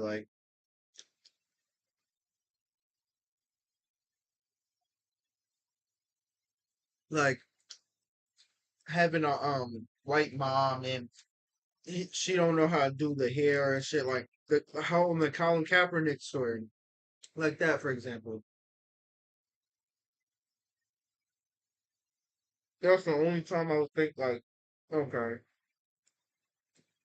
this like, oh, I'm doing a cool thing. Like, I've met people who have said those specific things where they're like, I've always just wanted a black child, you know, but that's it. There's no like, why do you want a black child? Or, you know, or like, it was like a savior mentality almost. And I do think that it's really important as further we go to have that education and to not go in with it with a colorblind stance, because it does do a lot more harm, at least it did for me growing up, than, yeah, just opening up your kids to the culture that they came from. Yeah, no, you really spoke to something. All my friends that are black or Arabic have all this culture that they grew up with, and they like years and years of like learning stuff, and that's what I missed out on.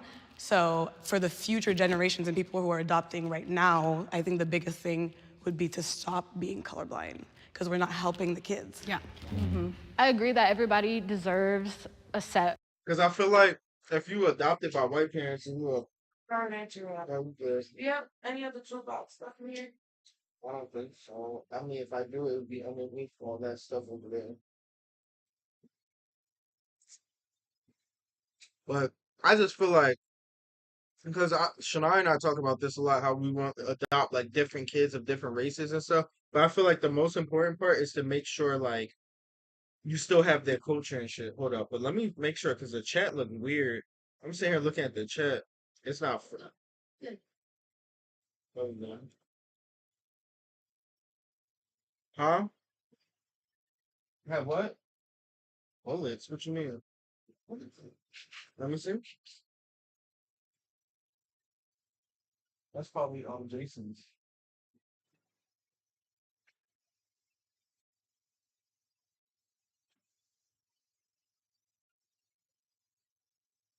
Cause I found some. He left a whole bunch here at the one point. Like, it was a lot. It was heavy. I'm like, damn, who you going to war with? All right, we're gonna get back into this though. It's us, hey.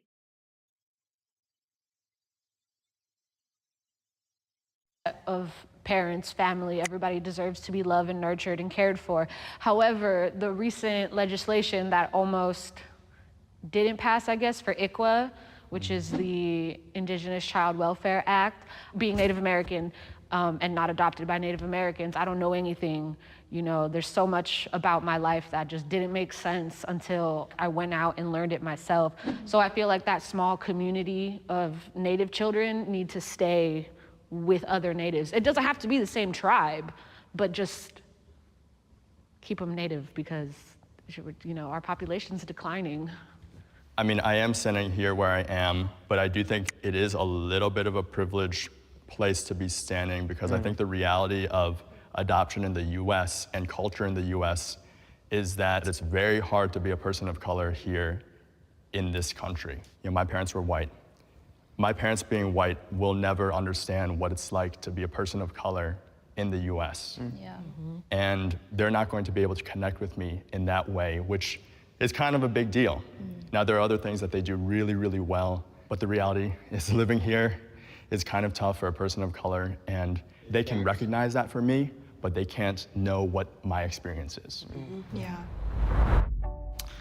Hey everyone, my name is Ben. I was adopted from China at 11 months by my dads Bill and Sam, and I grew up in New York City. Hi, my name is Nora. So a little bit about my adoption story. I was found in a dug hole in a park by a police officer when I was about, I think it was a week or two old. So a little bit about my adopted parents. They're both white French Canadians. My parents were infertile. They couldn't have their own children. But my mother always had a strong need to be a mother and to have a family. So I think, yeah, it's always been important. So it was children, or it had to be. Okay, let's mix it up. Can each of you tell me some of the crazy stuff that people have said to you as a transracial adoptee? Okay, who are your parents? Because my parents are white, so they never know where they are in the crowd. Do you know your real parents, though? What country are you originally from? Oh, yeah. Where are you from? I just get made fun of being adopted, so I would say my parents chose me. Yours just stuck with what they got. You're so lucky. Congrats. Oh, that was a big one. People would literally be like, congratulations. For what? Are your parents coming to the parent meeting conference? They never came. Or are they coming to your football game? They never came. For me, it actually comes from other Asians. So the microaggressions, it's like, yeah, Eli's white, or hey, if we go to a potluck, you can bring them a meatloaf, right? Reset. Trauma bullying, yeah. There should be a trauma dump moment right there. Yeah, but adoptees can laugh at that, right? Yeah, yeah no. We all the amount of dark humor we go through, like, I mean, come on, it's very common. Yeah. How's it going? My name is Prodigy.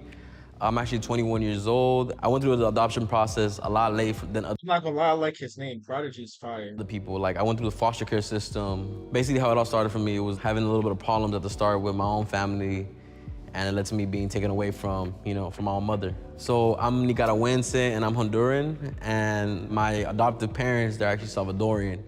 And, even though we are from the same branch in Central America, at the end of the day is that everybody has their different cultures. Like with Nicaragua and Honduras, like they were at war at some point, same with Nicaragua and El Salvador. So at first it was a little bit of trouble, but at the end of the day, like they're still my family. I can still go to their house and eat on the same table with them.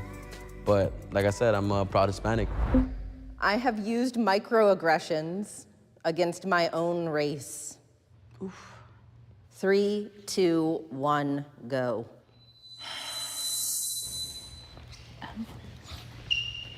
I think when I was younger, there was definitely some jokes that I made, which I deeply regret, but trust me, I'm picking up the slack now, but I think it's also the fact that I was growing up countryside in like a predominantly white place made it so that like I accepted a lot of things, little comments or little jokes that I would just let slide, or people using the N-word. And I think when I started learning more about Black culture, that's when I was like, okay, that's really not okay, and this is why. Right. But I think that also comes with maturity and age.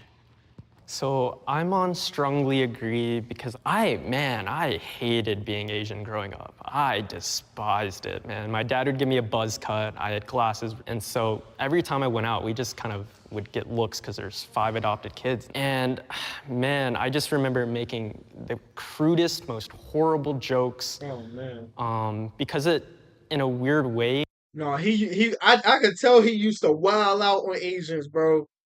When he means wild jokes, it's the shit that will get you canceled today. It validated me as like an Asian almost, because in some way I felt like this is what was expected of me, to make these jokes, to make these comments, to make everyone laugh and feel comfortable about my adoption. And what I realized is, dang, like first off, I'm starting to believe this stuff. Second off, I'm doing it in service of others. Like I'm making these jokes to make other people feel comfortable. I do identify with your story as well.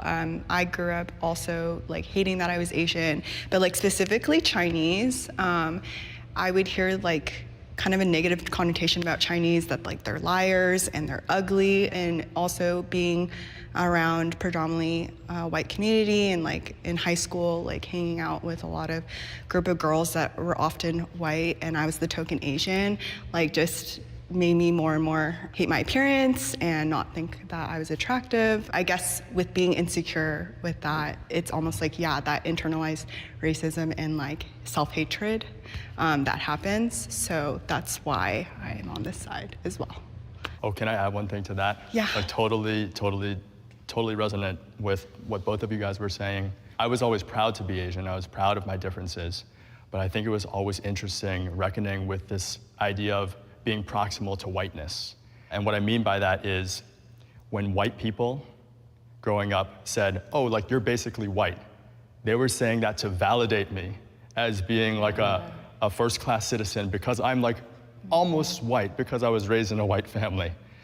And then when Asians would call me a banana, or when Asians would say, oh, well, you're not really Asian, that would hurt on a different level. Yeah, I would get that too. Because, of course, we are Asian. And yeah, it just feels incredibly invalidating. I mean, for me, like, I'm on strongly disagree because I'm a proud Hispanic. Like, I'm Nicaraguense, I'm Honduran, and I'm always gonna be proud of that no matter what. And I get how some people can be like, oh, my race, like, it falls in my bloodline that, like, there's alcoholism, drug addicts, but I'm never gonna let that define my anger or my percentage of how I am or how I represent myself, ever. Yes. So I would say with my family, like cousins, grandparents, all of that, the conversation of my adoption didn't really start happening until like when Mike Brown was shot. That was kind of the first time that I really felt invalidated by my own family, because I think I was trying to get them to recognize like I'm a Black woman and there are people right now who look like me that are going through very traumatic things, but my family didn't view it that way. I felt very invisible. Yeah, I didn't have anyone to relate to. All my family comes from a really small town in the Midwest, like 95% white, and to the point where like the KKK, it used to be a sundown town, like that kind of thing. Sundown. Our working with that school blacks and other race groups.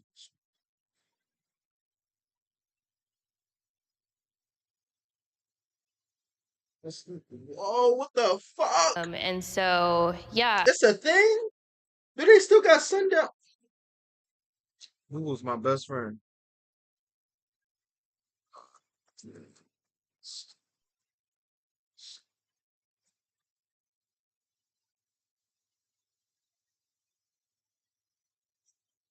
But they aren't. They're still with us. They're found in states all across the country, but one region in the Midwest has been up. Damn, what the fuck?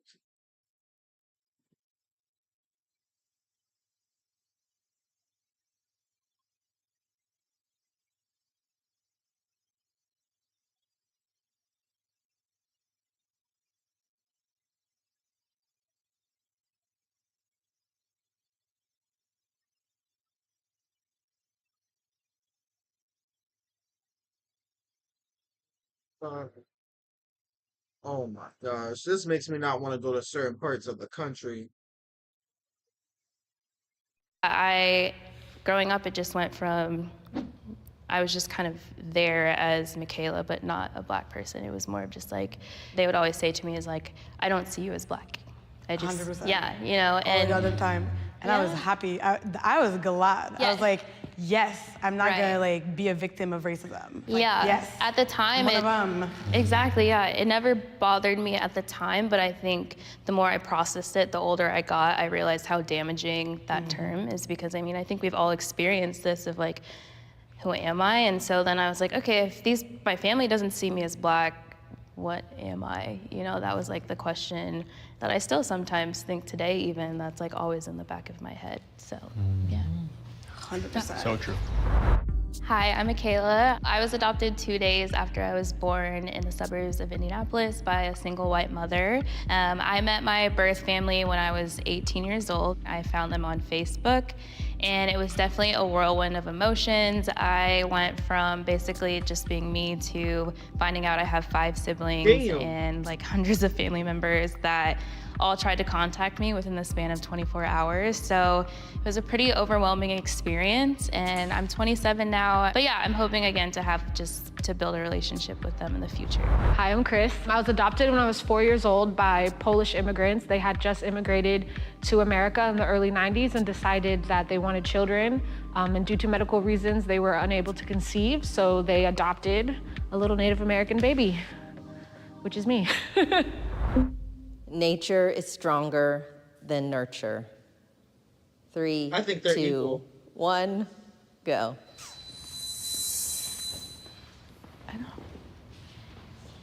Nature is stronger than nurture. So your genetics are stronger than how you were raised. Oh, Yeah. okay. This is confusing. I thought you said it. You said it correctly. We just. Yeah. Yeah, it's just all the trauma, you know. Damn.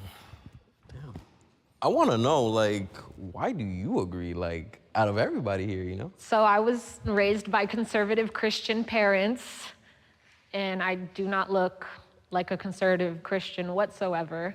Growing up in a very strict no alcohol, no drugs, no gambling, no tattoos, being gay is not okay, marriage is for a man and a woman. Here I am, you know, in a same-sex relationship, covered in tattoos. Both of my biological parents suffered tremendously with their mental health. They were in and out of, you know, mental facilities. I mean, not to be cliche, but 2 out of every 3 Native Americans struggles with addiction, and I did struggle with homelessness and addiction, just like my parents did. I read the Bible cover to cover growing up, and I still made the choices and had the journey that I had. I feel like it's kind of like it has to do with a little bit of both. I feel like because inherently you're going to have certain things that that you're going to do because of your parents and all that shit, but it's also the environment you've grown up in as well. Because there's certain shit I do that Shania doesn't do because difference of how we were raised, and I'm just like, what the fuck? But that's a story for another day. I'm neutral for the fact that, like, at some point it was nature. Genetically, my dad drank a little bit. My mom, she suffered through mental health. And, you know, I remember being a kid seeing all of that. But I don't let that define me, because genetically, like I said, you can stop genetically the nature of what you're surrounding. That's exactly what I'm trying to do. I'm the first person in my biological family to go to college. Thank you, just got accepted to a UC. Yo, It's crazy. congrats. Thank you. It's never too late to get an education, but I'm on that path trying to make a better life for myself. Yeah. Being a criminologist, nature versus nurture is one of the biggest dilemmas. And after almost 10 years studying, I'm here because I see that environment affects people tremendously. Yes. Whether you're still with your biological parents, whether you're adopted, foster care, it doesn't matter. For example, crime or criminality can be developed by your environment. If you grew up in like white suburbia, white picket fence, a lot of money, or if you grew up in a family where everybody is gang related, who has more chance of developing criminality, right? And it's not necessarily who your parents are or your bloodline. So that's why I'm Who here. you surround yourself with. Yeah. I'm not gonna lie. So This is completely off topic, but I've never seen a person with a hand tat right here, like on the palm of their hand. That is so different. I just wanted to say that. I met my biological family when I was 18. I went to a family reunion. That was kind of like my first big thing where I like met everyone, like over 100 people. I went by myself. I definitely felt out of place. I was like, these are the people who are my blood and I look like them, but I also felt like a stranger still. And I think that just goes into the identity piece that made it even harder for me, because I was like, finally met my birth family, but these people do not feel like family at all. But also my birth dad, there's things that I see in him, especially like when I'm angry, we act the same. Or like there's things from my birth mom that we just both like she grew up doing that I've noticed that I do as well. So I definitely think there are things that like I've seen from my family that I've noticed in me, but I That's what also I'm saying. I feel like it's still 50-50. feel like a stranger at the same time. I feel like also like children, babies, like we mimic a lot. Yeah. So like even, I know this is about transracial adoptions, but if you look at just same race adoption, people would be like, you're adopted, but you look so much like your parents. Or they get that all the time. Well, it's because you have the same mannerisms. I have the same mannerisms as my mom. Like, but people won't really seek those out or look for that or notice it because my mom is white and I'm black. I am very much like my dad and very logical, very emotional like my mother. I've not gotten the chance to meet my birth family yet. I also grew up very, very Christian, very, very conservatively, and I think that did impact me quite a bit. So I think that it's a push and pull for certain things that are nature and versus certain things that are nurture. So I don't think there's an answer for it, but in Yeah, like this argument is been Dickens' fucking psychologist for years. You would think, oh, genetics. No, bro. Your environment impacts you a lot, bro. Whether you grow up in the hood or you grow up in the burbs, bro. I'm saying from hood to the burbs. That's gonna be the title of my EP. Dropping never. Say no, I'm kidding. No, it's not. But on a serious note, though, like it's really like. You could kind of make a case for like environment a little bit, bro, but cause like it's like how do I say this without sound fucking stupid as fuck? Cause say if I grew up in a different situation, my life was completely different, I would have different morals because that's how my environment shaped me. Like I feel like my environment shaped me to the person I am today. I'm just saying, it's why I got certain beliefs and shit. And I put sugar in my Kool-Aid. A lot of sugar. I'm talking about the joint that make you go, ooh, on the first sip. In terms of Gotta add a transracial little bit of water. adoption, I do want to think about the point of why the question was asked in the first place, which I don't quite understand where the question's coming from. Blood, yeah, blood versus not blood. Blood versus water. There you go. Oh, well, my tangent is a really long tangent, so I Go for it. I'm lost. Okay. So I totally agree that we have like different brain chemistries. Like I'm predisposed to maybe being a little bit more confident or maybe more happy or whatever it may be. There's neurodiversity. That being said, I don't like this question, and maybe this is what you're getting at. I don't like this question because I think it takes away the responsibility of community, of environment, of society, and of government. And what I mean by that is when we were born in some place and we had no choice to be born, and then when we were displaced and brought up in a completely new environment, there is responsibility for the people closest to us and for the community and the neighborhood to be supporting and championing that person and seeing them not as the ones that are lucky or are grateful, but seeing them as the people that are strong and are resilient and people that we should champion in the society. And that's the responsibility of the people that made a choice that we didn't make as adoptees. Yeah, so I contest this question by saying, who cares about nature versus nurture? Nurture is pretty darn important. Facts. I think it's more important than nature. I feel like you have to understand the nature in order to correctly nurture. Because if you don't nurture based on nature, you might not like educate them correctly. Yes, yeah, really well said. I'm very happy to be celebrating everyone's differences today, hearing each of your stories and the impact that I know you guys are making in your personal lives. Like, it's very cool, and just know that I'm celebrating you today. Yes. Good shit, guys. I'm just happy I can finally have trauma buddies to talk to this about, you know what I mean? Yeah. Y'all are responsible. That was fire. Adoption on 3. Trauma on 3. 1, 2, 3, trauma. That was fire. Ladies and Whoa, gentlemen, whoa, whoa, whoa, was whoa. he better? Why this video just come out of nowhere? Slow your roll, okay? But I fuck with this channel too. Look, I'm subscribed. Cool off me. But hold up, chat. Let me see something real quick. Woo! Oh my god, my back.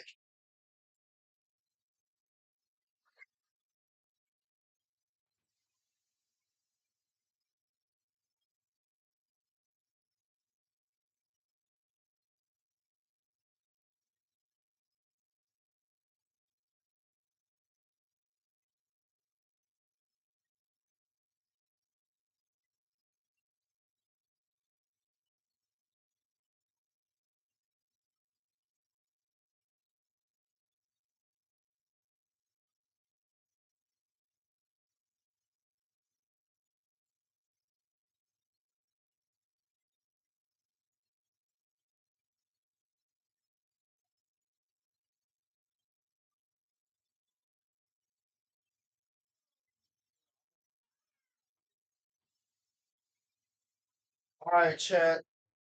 I got some things to do. So I'm gonna end. Hold up, y'all can't even hear me. Where my headset?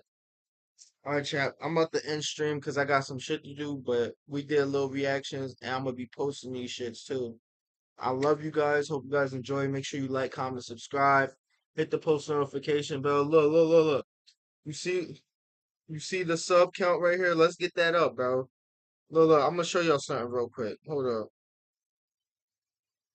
I'm gonna show y'all something.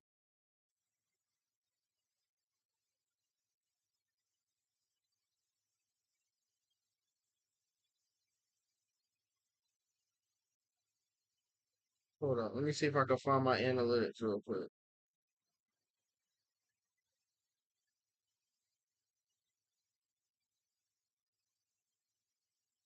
Where the fuck is that shit at? I'll show y'all next time because I can't even find it. But make sure you sub up, gang. It's important. I love y'all. Here's a smooch from me to you. Mwah. And like I always say, share with your brother, your cousin, your mother, your father, your sister, and all of that shit. Real rap. We getting up there, gang. Let's go. See y'all boys in the next one.